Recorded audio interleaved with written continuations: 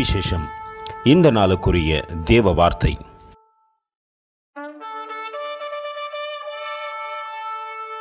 The Lord shall fight for you, and ye shall hold your peace. Exodus 14:14.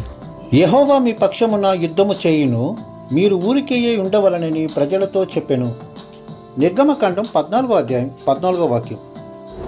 கர்த்தர் உங்களுக்காக யுத்தம் பண்ணுவார், நீங்கள் சும்மா இருப்பீர்கள் என்றான். யாத்திராகமம் 14:14. அன்பின் தேவ பிள்ளைகளே, தேவனுக்கு இன்னொரு நாமம் உண்டு. அதை பக்தன் அழகாய் சொல்லுகின்றார்.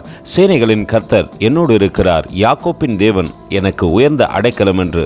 ஆம், நம் அவரை சார்ந்திருப்போமானால் நிச்சயம் நமக்காக யுத்தம் பண்ண அவர் கடந்து வந்து விடுவார்.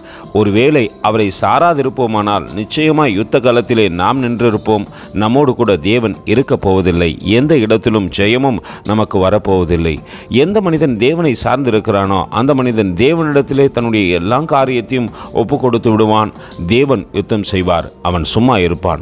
நாமும் அப்படி இருக்கத்தக்கதாக தேவ பாதத்திலே நம்மை தாழ்த்தி தரைமட்டம் ஒப்பு கொடுத்து, ஆண்டவரே நீர் எங்களுக்காக பேசும், நீர் எங்களுக்காக யுத்தம் பண்ணும், நாங்கள் சும்மா இருக்கிறோம் தேவ சமூகத்தில் என்று சொல்லுவோமா?